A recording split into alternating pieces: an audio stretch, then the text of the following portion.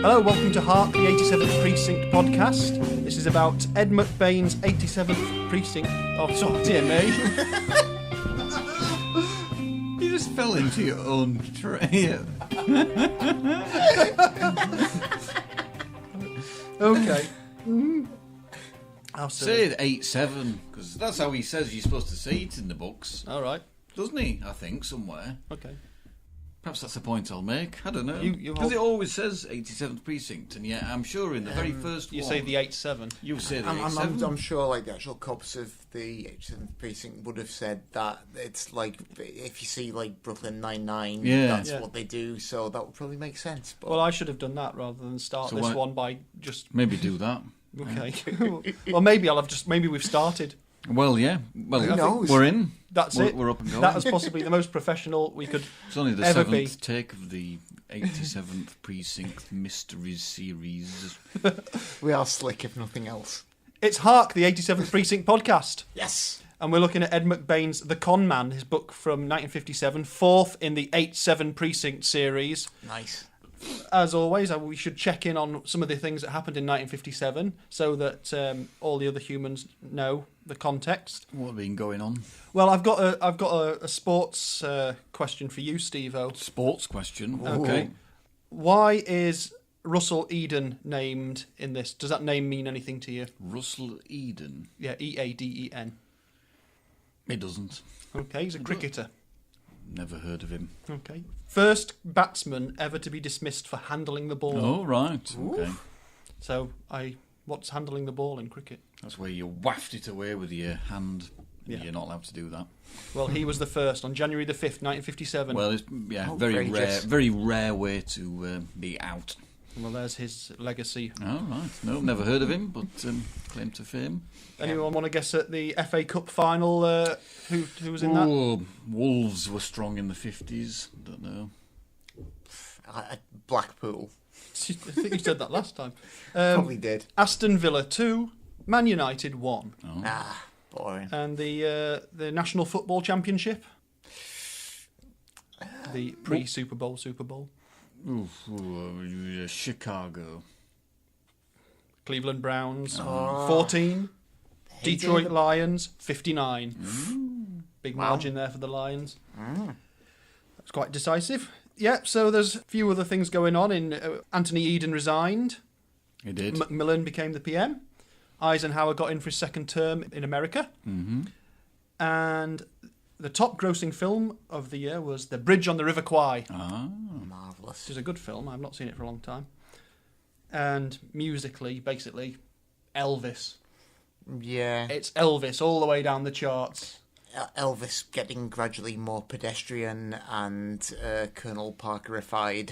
Yes, he was being quite a good boy. And making some movies and That being sort of less thing. rock and roll. But then, that was the year of All Shook Up. Fair dues. But then it was also the year of Teddy Bear, which I like the song Teddy Bear, but it is like, I don't want to be your lion, I want to be your teddy bear. It's like, that's the edge rolled off rock and roll straight away, Indeed. isn't it? It's like they're still good records, but it's not quite his like rock and roll peak, is it? Like by that point, No. you know, you if you want actual hardcore rock and roll, you've got to be looking for Gene Vincent. Yeah, I think so. That was an impression of a teddy bear. I know you were giving me a strange look. I know, it's because this is audio only. Unfortunately, you couldn't see that. It was spectacular. It was, Wonderful. Arms out of one's side. Yeah, they have trouble handling The ball. large implements. Yeah, because, well, although we say Elvis was getting a bit pedestrian, in the UK the big hits were by Pat Boone, Guy Mitchell and Frankie Vaughan. Oh yeah, we knew how to rock over here, definitely. Yeah. So, that's 1957 taken care of. That was all of it. That was it. That was the entire thing. Yes, so if you lived through that, that's all that happened. And Well done. Right, but we should get straight onto the book, because we're not only looking at the book today, but also at the first episode of the TV series that was made in the 60s, early 60s, for the 87th Precinct, which we've just watched. We have. Episode 1, the pilot episode, where instead of the title of the story being The Con Man, as it is in the book, the title of the story is The Floater. obvious improvement. Yes, I wonder when floater came to mean something less.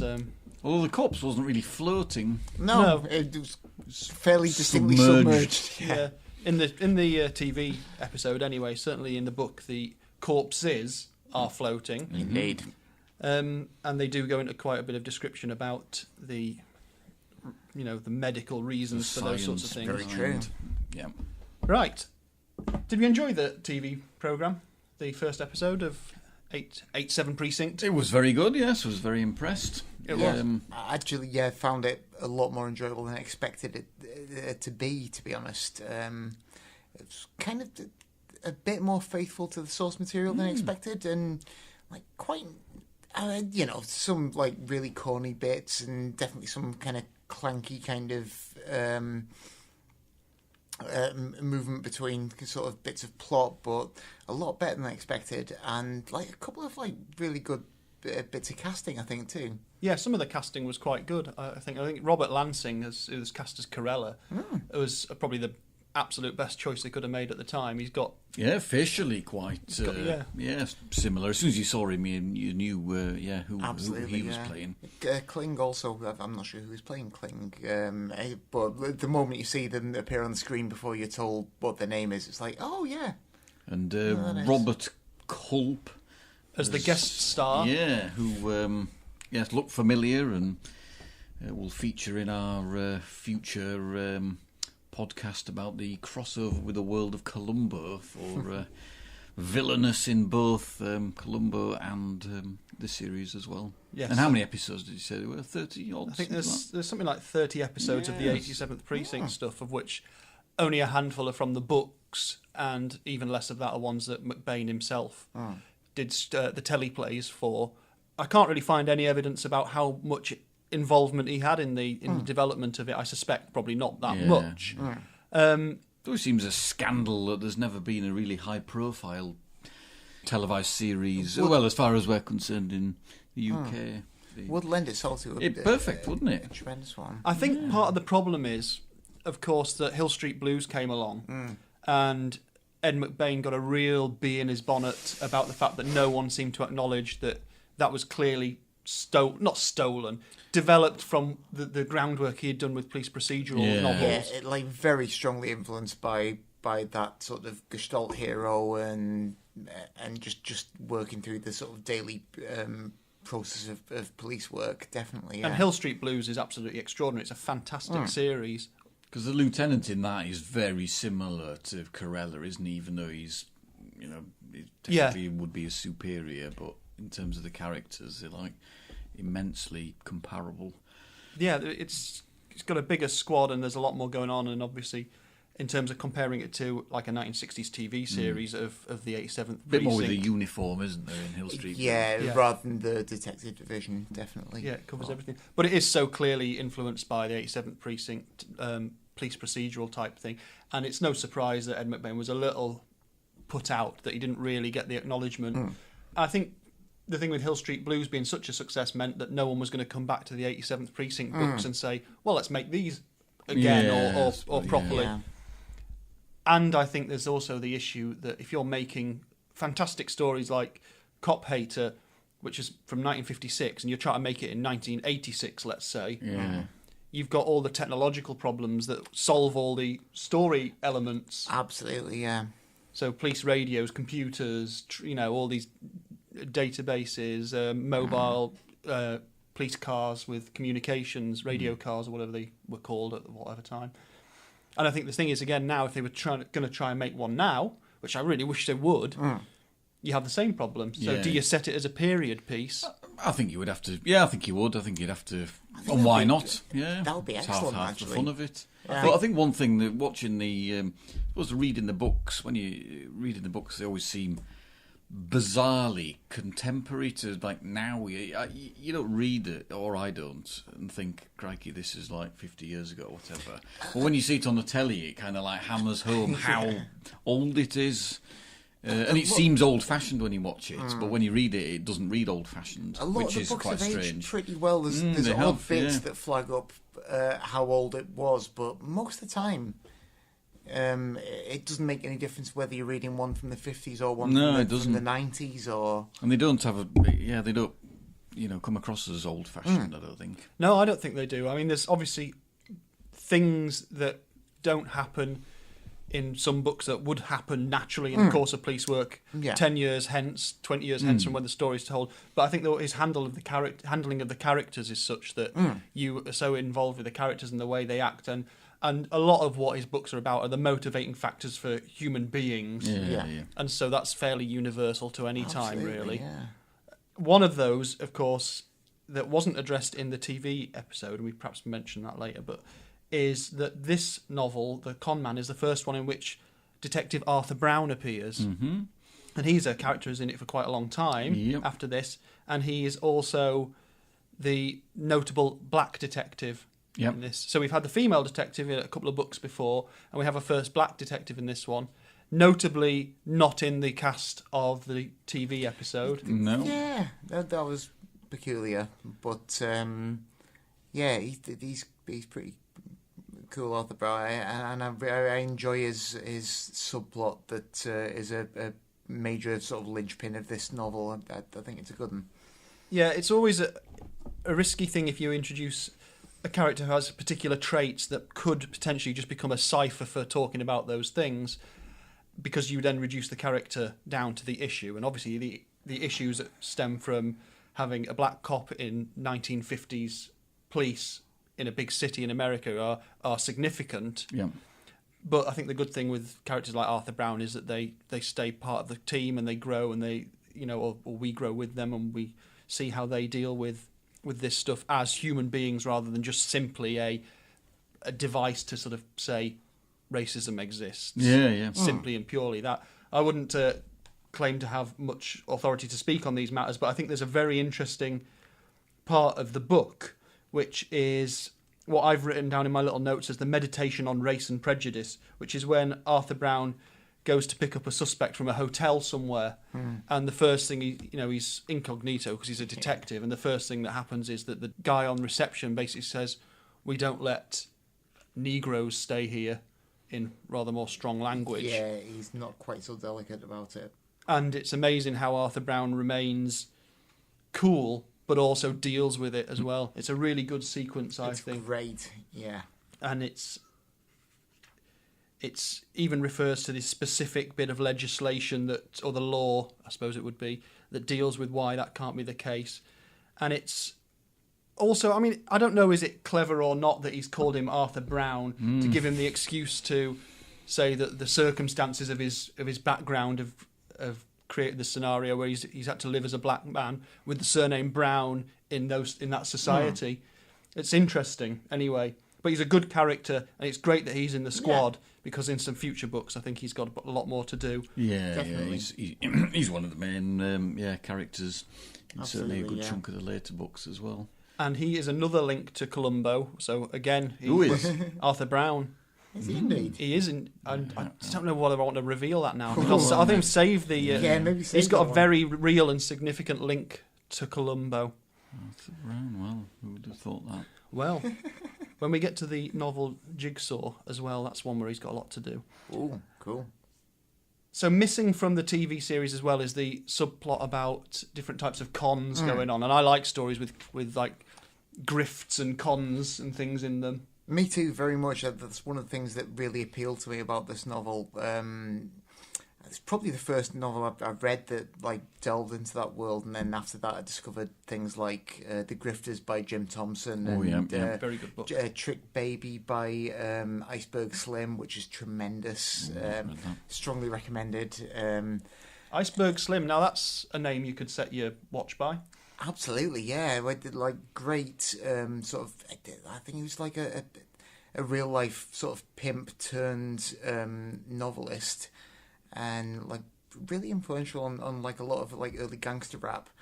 But like Trick Baby is like maybe his like second or third novel, and it's just detailed like in quite fine detail, like the life of a kind of short con kind of hustler. And what sort of when was that written? I'm trying to think when that one is. Roughly. That's 60s, I think. Okay. I lose track. The most recent one I read was Pimp, which I think is his first novel, which isn't really a novel. It's more or less a slightly glorified autobiography. Yeah. Written just after he got out of prison. And then he proceeded to write a bunch of other novels based largely on things that he's encountered in his real life. But that sounds interesting. Well worth checking out. Iceberg Slim. Definitely check out Iceberg Slim. I suspect that wasn't the name he was given at birth. Oh, I imagine it was. What mother in the 30s wouldn't have named her son Iceberg? Actually, that first novel, Pim, does detail his acquisition of the nickname Iceberg. How he came by the. It was known as Blood or Young Blood earlier. That must have been confusing. It must have been, yeah. But I think confidence tricks are like really fertile ground for crime novels, and it makes it a really interesting read. Yeah, and that's the good thing is this: they've got the small and the big in this one, haven't they? So they've got the major crime, which is a huge con and a very, very destructive and dangerous one. But he actually opens the book with a sort of snappy thing about if you're going to be a criminal, well, why not be a con man? Yeah, and then starts out with some poor girl who's conned out of it's only $5 by a fake preacher who's got one of the I think I assume it's supposed to be one of those trick wallets where he puts puts it in an envelope, doesn't he, and sticks it in his pocket and gets a fake one out to give it back to her, and she finds it's empty. But that triggers Arthur Brown on this. I've got to find this guy, and they also run a con like a fake betting con. So it turns out there's two of them, and it's just great to see the mechanism because obviously, it's really cool how they pick out a mark and how they play him, and how they ultimately fall into the trap laid by the police. Yes, indeed. Which is good because there's one thing that they couldn't have done on TV that this book does very well is that when Arthur Brown goes to trap them, we don't know it's Arthur Brown in the book. Described as the young man, isn't he? Yeah.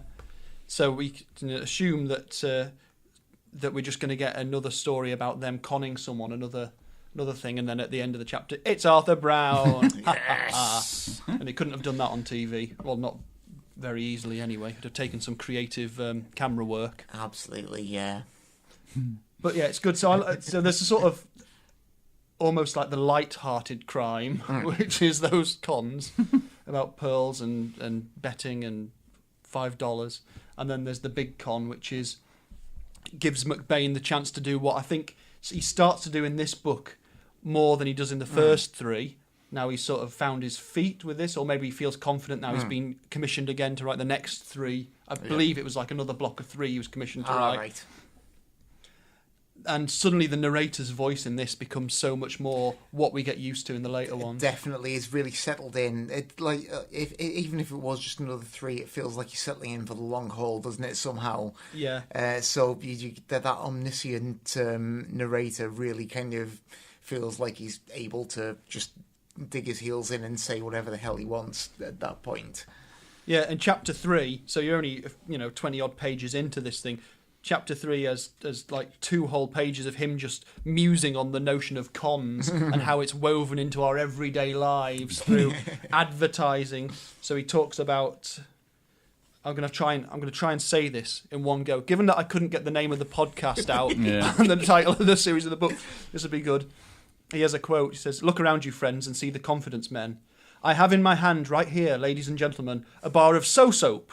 This is the only soap on the market which contains neosenfrotenetacin, which we call Neo number 7. Neo number 7 puts an invisible film of visible filmy acetinoids on the epidermal glottifrum." And goes on from there into politics. He goes on to deals and guarantees, love, cars that have been clocked, and then a big thing about publishers.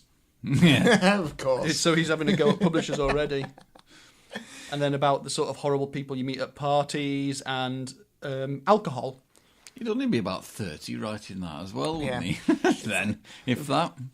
Already a very cynical young man. Yes. But, that kind of cynical, humorous voice that hovers throughout all these stories is like properly in full force in this one, isn't it? Yeah, it just keeps coming in and out as well. And where it seems funny is that it makes the actual crime, the bad big crime of the book, seem even more dramatic, because suddenly it's like we've been treating it all like a bit of a that's just the way things are, aren't we aware of all of this sort of stuff? Yeah. And then suddenly it's bad. Ooh, it's bad. There's another character in this who was introduced for the first time, and that is the assistant medical examiner Paul Blaney. Oh, yeah, he's fun. And yeah, I like the fact that Corella just does not like him. And it's funny because Corella sort of like is just the nice guy, isn't he? He's quite an easygoing fella, so for him to not like someone is quite a flag, really. Yeah. But, Is he the guy with a twin brother? Yeah, so later on we find out he has a twin brother. And I can't remember if it's... You've got the same name or something? No. Something mad. I think it's this Paul and Carl, I think. Oh, right. But I I think... have twin brothers with the same name. That'd be totally... That'll be fun. I I can't be asked to find out which one's which. Let's just call them the same thing. Yeah, they're going to call them in for tea at the same time. They're going to have bath time at the same time.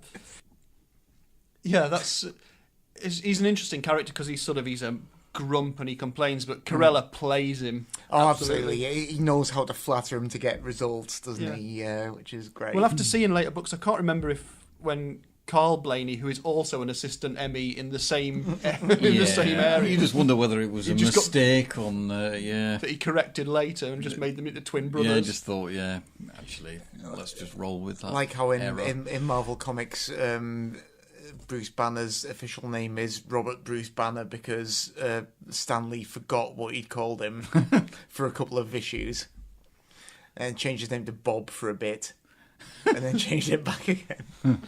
So it might be something like that. This is the pre-internet era. If you did that now, you'd immediately be subject to a torrent of abuse about you got this wrong in this episode and you did this and that and the other. And I'm directly tweeting you to say that. Yeah. Yeah, you wouldn't get away with it now, but we're making an assumption that might not be the case. Well, he might have meant it all along. I'm sure he did. I think Man was a else professional. About we've talked in the past about the how prominent Steve Carella was, and his McBain's kind of theory of having the squad as the Gestalt heroes, he says, on like equal footings, but no sooner is he starting, this fourth book for the remainder of the series, that's out the window, that concept, isn't it? Yeah. Almost as soon as he's kind of thought it up. I don't know, because we talked about last time about him killing off Corella and obviously the conversations he's had with his publisher. So whether he's had a bit of a rethink on that and decided, well, you know what, I think we do need a focal point here and a character to run with more than others. But I think once he settles in with this, like, Corella tends to take the lead. There's still going to be the odd book where he's going to take a back seat, but not so many of them, though, are there? Not really? so many of them, no. From this point on, you can generally assume that Corella will probably be heading up most of the kind of main focus of the book, and the other characters are definitely going to be there and they'll be playing an important part, but it's mainly going to be Steve Carella who's going to be the focal point. Yeah, definitely. And I think it's important to give the reader a linchpin in which to get into the story. Absolutely, yeah, I get that. And yeah, you couldn't do it from top down, really. You couldn't have it being like Lieutenant Burns and have him in every book giving out the crimes like assignments. Giving out the crimes. What a silly way of saying that. I got some crimes, Steve. Got a bag of crimes here. Who wants a crime? Yeah. Put your hand in, pick one out, see what you get. We've got a gunman crime. Yeah. There is a lot of humour in this book, actually. I've made some notes on page 103 of my book. Is where it appears that Claire Townsend, Bert Kling's, I don't think they are fiancé. I think they are by this point, aren't they? Yeah. They are fiancé. I know what you mean. I know. the words not do the working They're tonight. engaged? They are engaged by this point. But she's in there and they're trying to sort out going on holiday, and it clashes with her final exams. But she's...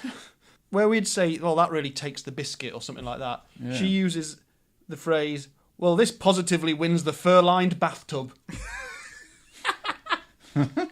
Which I've never heard anywhere else. Maybe if we've got any American listeners, it might be, is this a usual phrase? I'd like to imagine that in 1957 everyone was saying that. The fur-lined bathtub. That's great, That's so good. I think she says something else as well. Oh, it takes the brass Bologna. 10th of June absolutely takes the brass Bologna. Bologna? How do you say that? That sounds about right Bologna. to me. Yeah. If I were a midget, I could probably get a job stuffing Vienna sausages. Yeah, they're having a great time. They've got some good banter, haven't they? They have. They're made for each other, and their love will last forever and ever. I know, it's eternal. It's eternal.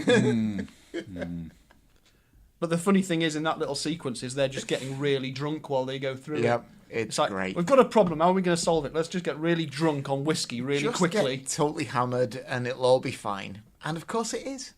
And the little clever trick of that is that the way that they solve the problem is by forging a note from Claire's dad. So Kling himself becomes a bit of a con man in order to get what he needs. Indeed. Or the pair of them become... And that's the point of the book. It's woven through it as well. Yep.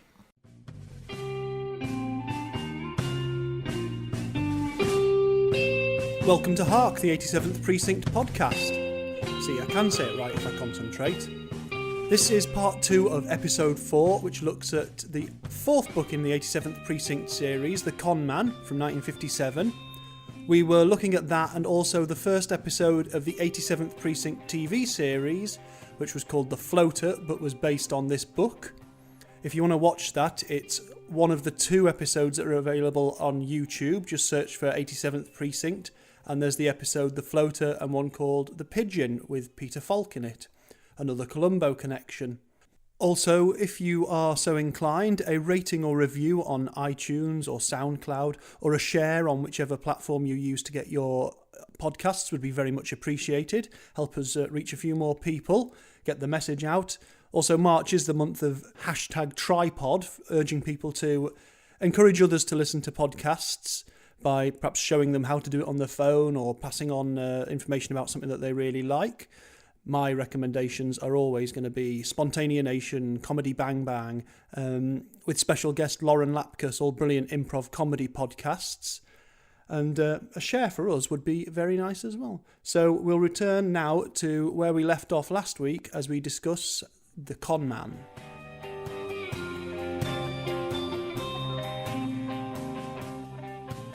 So I'd like to talk about what is a very good scene in the episode we've just watched, and is also a great scene in this book, but I don't think makes real sense, which is when Steve and Teddy go for a bite to eat in an Italian restaurant after they've been out doing some stuff, and while Steve's at the phone checking in with the squad, a drunkard comes over and tries to hit on Teddy.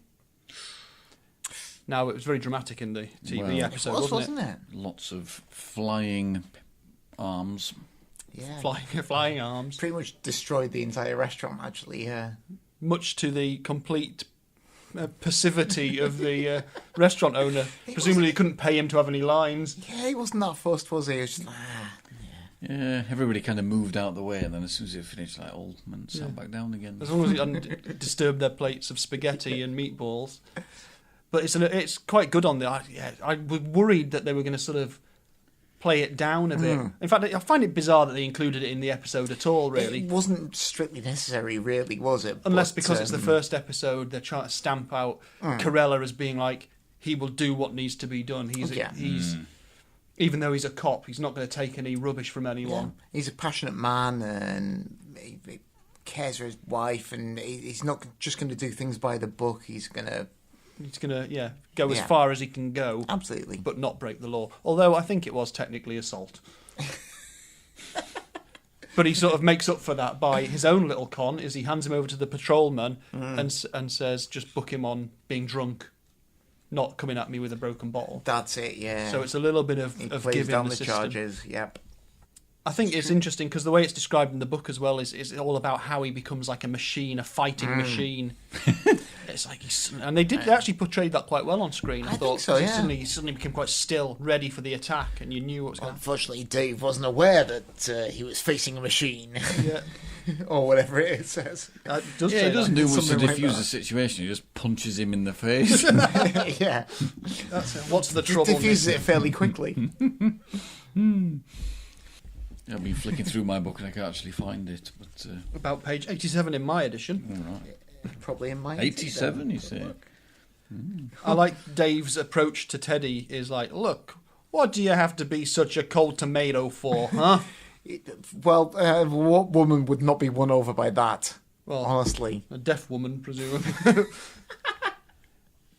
But yeah, that weird thing is Cold like tomato. Dave, the drunk who comes and hits on Teddy, he's baiting Steve Carell, and he's like, when he hits him, he's like, I was hoping you'd do that because he's spoiling for a fight. And they very cleverly cast him in the episode as being a bigger guy than Carell. So he had a good sort of 3 or 4 inches on him, and he was a bit bulkier as well. So it's like, oh, maybe it was just used as a way to establish our hero in the TV edition. So I like that. Yeah. Well, if that was the first, you said that was the first one. Episode, yeah. So obviously you're doing setting out the character quite early in terms of what he will put up with and not. And indeed, we lose all the sub-story about Bert Kling and Claire, but they introduce their own one about having Bert always on the phone to Claire. Yeah. So he's sort of all very lovey-dovey. What happened to my voice then? Ooh. All very lovey-dovey all the way through. Yeah. Yeah, and he's always badgering everyone for advice, isn't he, in the books about what he should do and shouldn't do. And Oh, bless him. We have a little hint about Roger Haviland's background. So whereas in the books we're told about how his arm was broken by a punk as a kid, which made him the nasty man that he is now in the TV episode, it's about someone pulled a knife on him once. So he says that. And Maya doesn't get the full explanation of his name. They just give him the sort of like he's the character with that droll humour. That sort of... absolutely. So that came across like pretty well. Still, he doesn't have the famous bald head. yeah, Sadly, the pool ball. But he doesn't look quite like a cue ball. But I think his signature wit came across quite well. Actually, and the actor who played him, Norman Fell, has got a fantastic face, sort of hangdog in a way, but it's kind of very much like you'd expect the character to look. Actually, yeah. Yeah, I'm just having a look down his list on. He was in at least one episode of The Fresh Prince of Bel-Air. Excellent. I hope he did some hilarious dancing. Fairly sure he will have. He did a couple of Murder, She Wrote. Yeah, Robert Culp was in Murder, She Wrote as well. I bet every actor in America is in Murder, it's like She a sort Wrote. like a sort of detective and police-based rep company that just goes around doing all these different things. Pretty much. I just keep looking down this. Yeah, there's all sorts of things you'd recognise. I think a lot of these actors would have been in so much stuff. Starsky and Hutch. Splendid. Cleopatra Jones and the Casino of Gold. I don't know what that is. Sounds exciting. Bloody great. It sounds a bit like... Oh, he's in Catch-22. Oh, I've never seen the film of that. I've never seen the film of that either. Confession. I've also never finished the book of that yet. That's good. Yeah. It's worth persevering with. Yeah, I know. I need to dig it out and have a go again.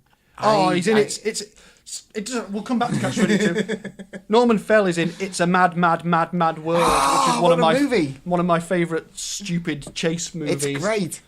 It's got everyone in it. That. Anyway, sorry. You were saying about Catch-22. Nothing important. Nothing important. This isn't the Catch-22 podcast. It isn't. No. So anyway, adapting 8-7 Precinct for the TV. From that episode, it seems like they've sort of done some stuff well. Mm-hmm.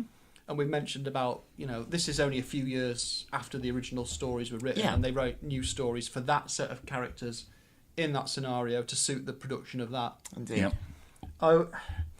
We've had this discussion before, I think, probably in a pub at some point, where I've sort of said about when would you set it now? If you had to set it as a period piece, when could you set it then? That didn't have too much technological advance, that you wiped out loads of the stories instantly, but was also at a position where it had enough technological advance that it didn't wipe out a load of stories that came afterwards. See, if I was doing it as a period piece, I think it'd probably have to be a 70s one. I'd well do like an 80s one. You reckon? 1983, I think I'd set it. So you're going for that classic ice sort of era? That's exactly what I was Miami thinking. Vice kind of era. It'd be low. Think about the costumes, It'd be the wardrobe. loads better than that, though. Oh yeah, but everyone would have daft haircuts, obviously. But Lovely white suit jackets.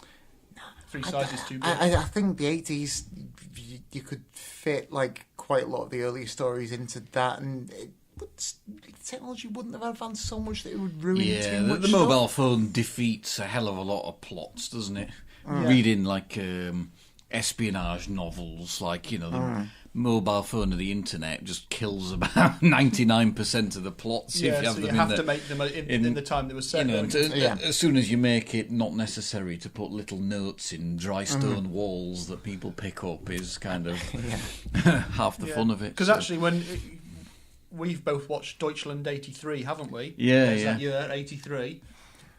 And that's got enough of old school spying and espionage, which is like dead letter drops and things like that. Set if that was in the current day, you'd be able to find out in 30 seconds whether something was true or not true, whereas the whole paranoia... we haven't physically moved the information over a physical and political border. I think the 80s would work, certainly. Yeah, I think late 60s, early 70s I think would be good, because obviously a lot of... I think there's a bit more kind of paranoia from the Nixon era and a bit of conspiracy theory kind of I think any of these mood would be good, around, so that would help foster the right kind of atmosphere. Maybe if they did like a thing like Shane Meadows did with This Is England, where they just did like a mini series of like different eras, and came back to a different. Obviously, with the same characters. I know the characters didn't age realistically in the book, so that could be a bit tricky. But if you did it sort of something from like the late 50s through to the early 80s, you could probably keep some of the same characters, and I know there's a certain amount of changeover in the characters in the books anyway. Yes, you might have to if you did something bold like that. That would probably upset a lot of fans, but probably be quite good. Would be interesting whether an audience would awesome. An audience would kind of accept that, I suppose. Well, in the recent Sherlock, Sherlock, they did, obviously that's contemporary, but they have done an episode where. Well, they did talking about the dream sequencey thing. Yeah, it's similar-ish kind of concept. I think it's more of a thing that happens now, because certainly, like This Is England, like you say, and also Fargo, the TV series of Fargo is doing that as well, jumping between decades. But this, you'd be talking about the same cast, wouldn't you? So whether an audience would buy into that, because they'd be thinking, well, a fortnight ago, we were watching this in the 60s and they're all the same age. What's that all about? So it would be whether they would buy into that. In the books, because they're all so close together, written-wise, you don't really notice it. This is why I'm not commissioning shows for HBO. No. You'll never get the job with that attitude. But damn it.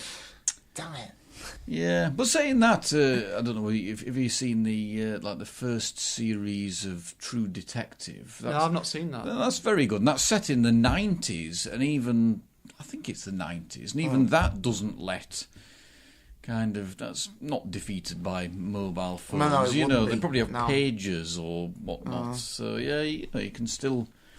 It would certainly take some clever script writing to do it. Yeah. But I think it'd be good. In fact, I believe it was possibly Steve Buscemi's production company acquired the rights to do an 87th Precinct series in the late 90s or the early 2000s, and nothing came of it. Oh. So I wonder if the rights are currently owned by someone. Someone's got an option on it. But I just don't see how it would fit into the landscape of things at the moment. Because in my mind, what I would ideally want is it to be like The Bill, to have it on every week, have an episode on, like it would have been when it was the 87th Precinct series in the 60s. Of course, yeah. But that's just, I don't think they make things like that anymore. No. Maybe not so much, no. But someone could do a great one. As you say, it would need to be a period piece, but they could set it like in any decade, and I think it would be great. Yeah. to any of our American listeners or listeners from abroad who've never seen The Bill, then Oh, you've missed out. where you had Hill Street Blues, we had The Bill, a yeah. housing estate with some troubles. Sun Hill. Yeah, it had Burnside, though, which was always my favourite character. Yeah. He was a really... he was always suggested whether he was like a crooked cop in the early series, but he wasn't. He was part of he was part of an operation to flush out like bent coppers, but it was always a suggestion that he was bent as well. And he had his own spin-off series called Burnside. He did. I mean, I think he was played by Christopher Ellison. That sounds Chris Ellison. That sounds Chris right. Ellison, Yeah, that's who him. I think was he in Celebrity Big Brother maybe as well? Was he? Blimey. That's not on my viewing schedule. No, not mine, but yeah, Well- there were just yeah. There he is. We'll have to flag him up on There we the go. on the Twitter feed. He's But got a great face for cop shows. The high point of British. Well, it does the same TV thing as Hill cop Street shows. Blues in the sense that it has uniform and detectives. Yeah. But it was played much more like a soap opera. There Very he is with a much so, yeah. tricorn hat. That's a very nice tricorn hat. Is that in front of a dartboard there as well? It's an eye. Oh, is that the Big Brother I eye think so. thing? Yeah. I preferred it was a dartboard. But he also played a baddie in a children's TV series. The theme tune was that Kate Bush song, "Running Up That Hill." Really? Really? This is. What's that? I can't remember what on earth was it called. Was it on ITV? I can't honestly Do you know remember. what? You haven't got the information. have you? No, and it would probably take too long for me to Google it whilst on air. But Yeah. yes, We'll whatever find out. that was called. We'll find yeah. out. We'll find out and then we'll do a podcast about that. We'll Perhaps, do perhaps the- if we start A Bill podcast. Yeah. Every single episode of the Bill. When did it stop? Not long ago, was it? the bill. Yeah. The bill would have started about 83, something 84 maybe, and finished about 2000. And probably is about 10 years ago, I would say. Yeah. Oh, that's- So I don't think it would have lasted beyond 2010. If you remember, they were always moving it around in the schedules, because for years it was half an hour, and then it was an hour, and then it was 45 minutes. They were messing around with it a bit. I don't. because it used to work like a soap, it was a regular thing in a regular Yeah. slot. But it also had the people at the end on the credits walking in a really strange manner up a cobbled They did walk in a street. strange manner, but Like- they did have that boss theme tune. The theme tune's called in the I was saying it did- weird time signature, and it's called Overkill. That's the Ah. official name of the theme Final tune. episode, 31st of August 2010. Oh, well done. There we go.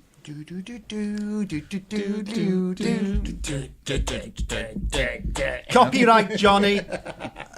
Sorry. Can I show you a picture? We'll put this online as if well. my friend who I worked with at Tameside, who was he loved the bill, and we used to chat, but he was quite obsessed with Reg Hollis. Oh, Reg Hollis was brilliant.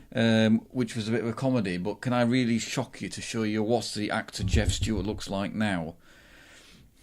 Well, he looks like Alan Moore. He looks as though he has gone totally. He looks like a cross between Alan Moore and Bob Ross, The the painting He guy. is a That's very- a tremendous combination. He's So done winner. well. Yeah. He's a very. He's got some great shades. If I can find. He was a brilliant character. He was a lot of people's favourite character in the Bill. Now he looks like a cross between Bob Ross and That film Jarvis director, Cocker. or the film director. He's got the giant glasses that make him look like he's had an owl's eyes transplanted into his head. Looks like he's drank too much Lucozade. Yes. Well, yeah, it's like sort of if Bob Ross and Tim Burton, Tim Burton, were that's what I merged meant. somehow. Yeah, Oh, excellent. We kind of gone off into different territory we have here. rather. Well, okay. Not to worry. But like Hill Street Blues dealt equally with uniform and detective Indeed. squad. So Yeah. you had the Reg Hollises, and the guy who always goes to the darts every year, Tony Stamp. And then you've obviously got Burnside and Roach on the detective. There was always the classic uniform, non-uniform angst, Yep. Yeah, I think it's if which you don't really get in this. Although you'd get it with Burns hating the is it Captain Frick. Frick, yeah. Yeah, so in the 87th Precinct, we get don't 'em. see much about the uniform. We have a few patrolmen who crop up now and again. Obviously, Kling comes straight from being a patrolman, so they couldn't have used him as a character if he didn't become part of the detective team. It wouldn't have made sense for him just to keep being one of the many patrolmen there would have been. But you get it through Burns, and he's This is actually the first book that Lieutenant Burns isn't in. He doesn't, and actually in the episode on TV, he was in it very briefly. Although they assume it's him. Yeah, they they spell spell his his office for to give them out his bag of crimes. Yeah. And they spell his name differently in the TV series, Burns, rather than Byrnes, for no good reason, I imagine. Really. Scans better, maybe. Okay, so yes, we've gone rather off topic there a little bit about the bill, but still, So, marks out of 10 for the bill. Well, I would definitely say Red Your List deserves 10 out of 10. Well, I think it's an interesting point in the series anyway. With the fourth book in of 54 books or whatever it is, where he's finished his commission of the first 3, he's getting into the next 3. His voice is starting to come through more strongly. Definitely. It's getting more. The next few books are really, really good ones that are, I think, just proper addictive police procedural crime books that you just eat them up when you start reading them, and it's just a great continuation. He's really set himself everything he needs to go forward from this point, and it's the reason for the success of the thing, isn't it? It is. I think this is the first one where you see him. Although, like all the other books in the series, you can read it like on its own, and it works perfectly as a standalone novel. It's the first one where you really see like him working in stuff that isn't essential to the plot of that particular book, but is ongoing kind of plot stuff, like just the relationship between Bert and Claire. If you were reading it as a standalone, you'd be like, what's the relevance? It doesn't really need to be there Yeah. for that novel, but if you've been reading the series, it's nice to have that there, and that seems to me to be him kind of thinking, I'm in this for the long haul, so I'm just going to work some of these bits in and just let people who are reading the series know what's going on with these characters. And that's a good point, that, because it's clearly like... Yeah, he knows there's plenty more to come. And it just kind of seems like he's kind of really settled in. Like it feels like most of the elements that you expect from these novels are properly in place by this point, and he's breathing a bit more. You feel his sort of is relaxing him as an author into the series. Definitely, like his own like narrative voice is really strong. It's a great plot. It works as a novel on its own. It also works really well as part of a series, and it kind of feels like it's properly arrived, and that's great. Okay, then we better come up with a score for it, and I will just fire up Kenneth, the calculating machine. I have actually made inquiries to check that we're allowed to use Kenneth, the computer that's normally used for calculating the scores on our beer run. But I've yet to hear back from the committee, so I'll talk about that later when we've got more information. Scoring then, now we're clear on what we had on the other ones. There was a recording break there for the uninitiated. The uninitiated? I don't know. Who would the uninitiated be? There's probably going to be another one now after we don't use this bit. So scores then. Yes, I'll go first. Go on then. This time, because I normally leave myself to last to hedge my bets. But it is a brilliant story, and I love the way it plays out. Again, the thing is always about knowing how much more there is to come. So I'm going for an 82 on this one. 82, and I think that's proper solid.